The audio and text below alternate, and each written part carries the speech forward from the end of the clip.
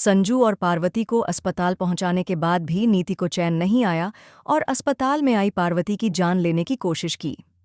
नमस्कार दोस्तों, TV serial Parineeti के आने वाले एपिसोड में आप देखेंगे कि जब पार्वती और संजू को अस्पताल लाया जाता है तो डॉक्टर सभी से कहते हैं कि इन दोनों की जान बचाना बहुत ही मुश्किल है। इनका खून बहुत ज्यादा बह चुका है और चोटें भी गहरी हैं। अब भगवान से प्रार्थना करें कि इनकी जान बच जाए। यह बात जब नीति को पता चलती है तो वह फौरन अस्पताल पहुंच जाती है और सभी के सामने नाटक करने लगती है कि उसे संजू और पार्वती की बहुत चिंता है, लेकिन नीति को सिर्फ और सिर्फ संजू की चिंता होती है, पार्वती की नहीं। अंबिका, जो नीति को जानती है, कह देती है, चली जाओ इस अस्पताल से। मैं नहीं चाहती कि तुम यहाँ रुककर कोई गड़बड़ी करो। मैं जानती हूँ कि गड़बड़ी कैसे हुई है। ये सुनकर नीति कहती है, आप मुझसे ऐसे बात नहीं कर सकती। मुझे भी उतनी ही परवाह है जितनी आप सबको है। तभी गुरविंदर, जो नीति को अच्छे से जानती है, कह देती है, अब मेरे बेटे की झूठी फिक्र करना छोड़ दो, क्योंकि तुम्हारे लिए तो वह पृथ्वी बहुत अहम था। तो उस पृथ्वी के पास चले जाओ।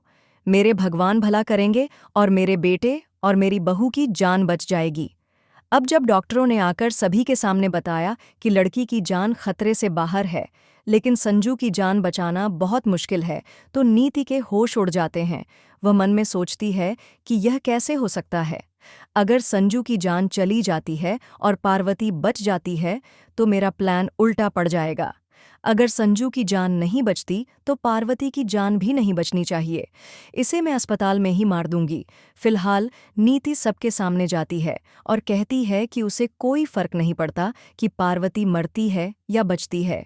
लेकिन जैसे ही रात का समय होता है और सभी को नींद आने लगती है, नीति पार्वती के रूम में नर्स के कपड़े पहनकर आती है ताकि वह पार्वती को मार सके।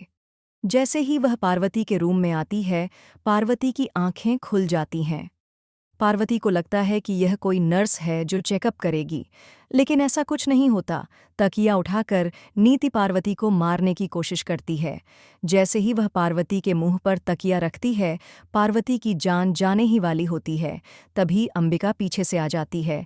जैसे ही अंबिका पहुंचती है, नीति तकिया हटा देती है, जिससे अंबिका को शक नहीं होता और वह नीति को नर्स समझ लेती है।